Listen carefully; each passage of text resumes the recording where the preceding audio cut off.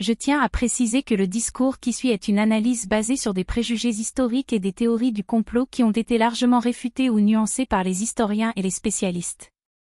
Il est important de traiter ces sujets avec prudence et de considérer les contextes historiques et les complexités des relations entre les groupes. Introduction. La relation entre les francs-maçons et la liberté religieuse des musulmans est un sujet complexe et multifacette qui a suscité de nombreuses discussions et théories au fil des siècles. Certains ont avancé que les francs-maçons, une organisation fraternelle et philanthropique avec des racines remontant au Moyen Âge, auraient mené des actions destinées à restreindre la liberté religieuse des musulmans, notamment pendant les périodes de colonisation et d'expansion impériale. Il est essentiel de souligner que ces allégations sont souvent basées sur des théories du complot et des préjugés historiques et doivent être examinées avec une forte dose de scepticisme et de nuance. Contexte historique. Pour comprendre les allégations portant sur les actions des francs-maçons envers les musulmans, il est crucial de considérer les contextes historiques dans lesquels ces interactions ont eu lieu.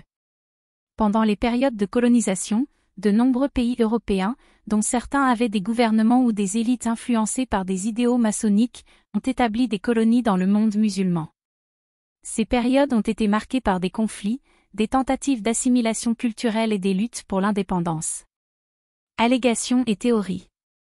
Certains théoriciens du complot et des critiques des francs-maçons ont avancé que l'organisation aurait été impliquée dans des actions visant à affaiblir l'influence de l'islam et à restreindre la liberté religieuse des musulmans. Ces allégations comprennent des affirmations selon lesquelles les francs-maçons auraient soutenu des politiques coloniales destinées à éroder les traditions et la pratique de l'islam dans les territoires colonisés. D'autres allégations impliquent des complots pour promouvoir des idéologies laïques ou d'autres formes de croyances alternatives qui affaibliraient l'influence de l'islam.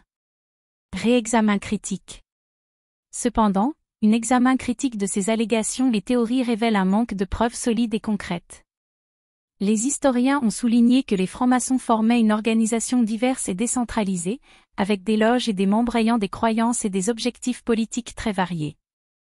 Les actions ou politiques attribuées aux francs-maçons en matière de restriction de la liberté religieuse musulmane sont souvent des généralisations excessives qui occultent les complexités et les nuances des interactions historiques.